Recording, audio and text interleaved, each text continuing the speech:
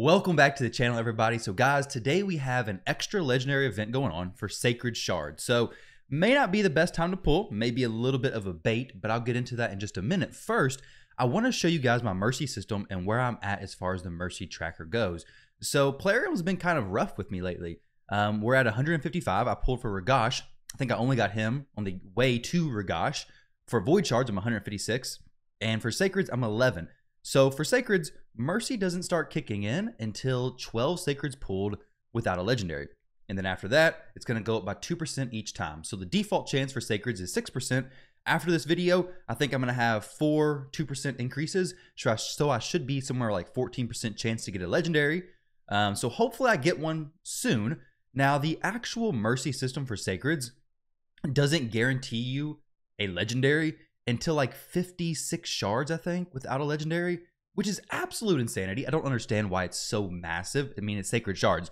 They try to sell them in the shop for like 20 bucks, $20 or $30, which is absolutely crazy. But this Mercy system, this tracker, is from RSL Helper. So I want to show you guys where you can actually get this, because this is a question that I get very often. And some people said, I wish I was not free to play. I hate being free to play because I'm not able to use RSL Helper. And I'm thinking, no, RSL Helper is 100% free. It's from Farbstoff, which is another content creator in the community. And this is probably the best program. I absolutely love it. Honestly, I couldn't imagine playing Raid without it. So in order to get this, I'm going to leave a link down below in the comment section of this video with a link to Farbstoff's Discord. Once you get to his Discord, you may have to like approve some rules or whatever, but scroll down to the English section right here. Let me move this a little bit. So scroll down to the English section, click RSL Helper English, and then go up here to the little pin messages.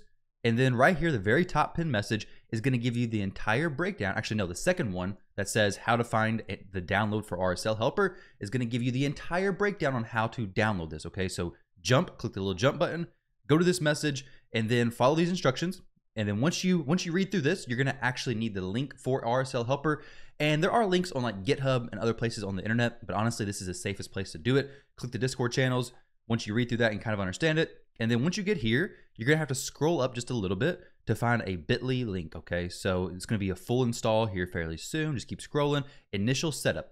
You could search initial setup, but it's probably just going to be easiest just to scroll up just a little bit, not very far scroll whatsoever. Initial setup, click that, and it'll probably start the download instantly. Once you get it downloaded, like I said, follow the instructions from this channel. You have everything you need to know to get it going.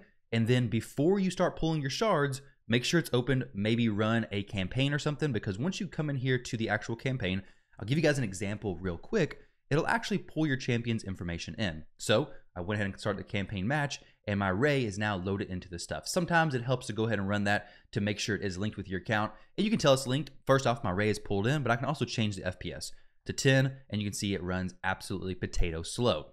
So once you do that, you can come into your shards, you can start pulling your shards, and it'll track your mercy for you. Now, the one thing you gotta be careful with is if you're doing a guaranteed event or something like that, it'll say you got a legendary, and you did, but getting legendaries from guaranteed events doesn't actually reset your mercy. So when it reset it for Ragash, I just had to come down in here and then type 155 because that's how many shards I pulled without getting any legendary whatsoever, since Ragash doesn't reset the mercy system. So just a little tidbit of information there.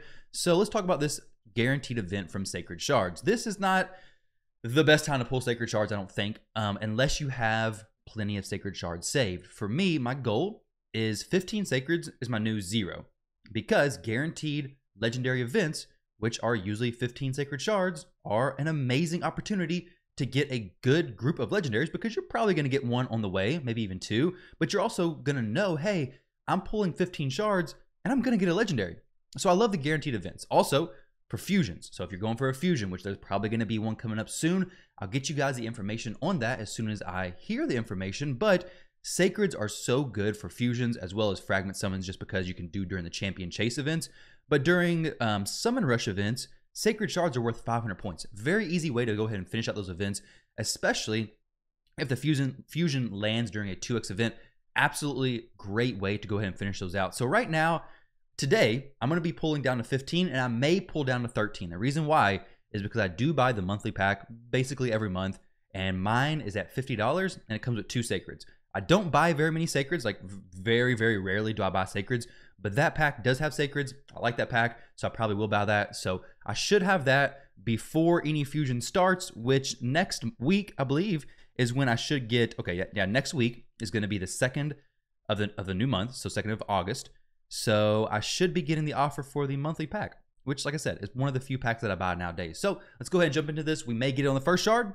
We may not get it at all. But either way, you do have some breakdown on it. Here we go.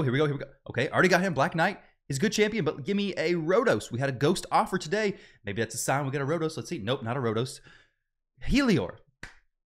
All right. Well, there we go, guys. At least I still have shards, I guess. And at least it has 2 legendaries instead of 1. But what are we going to do with these? So let's take a look at both these champions, okay? Black Knight. These are both good champions, especially if you don't have Banner Lords, I guess. I don't know. Let's read through them. Black Knight's a champion who I haven't used a ton. I have him. I built him up, but I think I just have better options. So attacks one enemy, 75% chance of placing Provoke for 1 turn, which is good for Hydra because you can now provoke that head that cleanses. So that's good. Now, the 75% chance to place isn't great, but it's on his A1. So you're going to use that plenty. So definitely a possible Hydra option. His A2 ability places 15% continuous heal buff and 60% increased defense buff on all allies for 2 turns. Great survivability. Great for progression through dungeons. Great for surviving in the Banner Lords, well, faction wars. This is on a 2-turn cooldown, so that's actually very, very good. If you have Black Knight, he's an awesome champion. And then his A3 attacks all enemies. Damage increases according to the amount of HP this champion has lost. So this ability I've heard can actually hit pretty hard. Not 100% sure if it actually can or not. I haven't really tested it. Never really focused too much on him being a damage dealer because it is based on attack, which is kind of strange considering his A1's based on HP. I don't really like it when they have these champions that are like HP one ability, attack another ability, or if they're split HP attack. But hey, something to consider. Also, his base attack is probably going to be pretty low. Now, his passive ability places unkillable buff on this champion for 1 turn if incoming damage exceeds 15% max HP in 1 attack. So Black Knight's a good champion. Definitely not going to be like an S tier champion, but going to be good for Banner Lords. Good for some progression stuff, keeping you alive if you're working on that. And yeah, unkillable is always a nice thing to have. Now, Helior is a champion who I have a few copies of. This guy, me and him go back a long ways. Actually, this dude costed me about $300 back when he was a guaranteed champion. I was really wanting a guaranteed champion. He's kind of like a more conditional version of Ursuga. Warcaller, I think that's her name. But you know, the chick who absorbs a bunch of damage from the allies from crits, I believe it is. But he's kind of like a different version of her. He's a Force Affinity version. I was kind of thinking he was going to be more similar to her. I was thinking he's going to be amazing for arena defense, but it didn't really turn out to be that way. However, I may be able to empower my Helior, maybe quite a bit. Like one of the 2 champions who I can actually empower. We're going to check that out in just a minute. But his A1 attacks one enemy, increases his champion's defense by 5% if this attack is critical. Nice. Will also heal his champion by 75% of their defense after attacking if their defense has already been increased by 20%. This is nice. I never really had a whole lot of luck with it. Never really got it to work. His A2 ability attacks all enemies, places his shield buff on all allies for 2 turns, equal to 20% of the damage inflicted. So building with crit, getting some shields based on the damage inflicted. So obviously this guy, if you build him with some damage, it's going to make sense with his kit. And this shield can be pretty big, and it actually hits fairly hard. That A2 ability is a solid ability. Now this ability right here is actually a lot more interesting than what it even used to be. So transfers all debuffs from all allies to a target enemy, then attacks that enemy with the default skill. Converts this champion's resistance into additional accuracy when using this skill, which is very nice. Just building with a lot of resistance, it's going to convert it to accuracy. He's going to be able to send back debuffs from your allies, not from him, because he's probably not going to have any debuffs.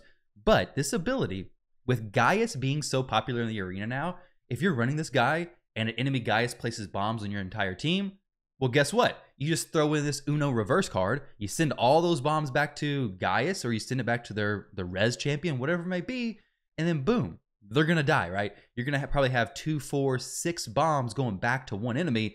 Yeah, there's not much they can do about that. And then kill Gaius. It'll kill the next person as well. So definitely a very nice ability. This is an interesting ability, and it works good on a lot of different areas in the game that place a lot of debuffs.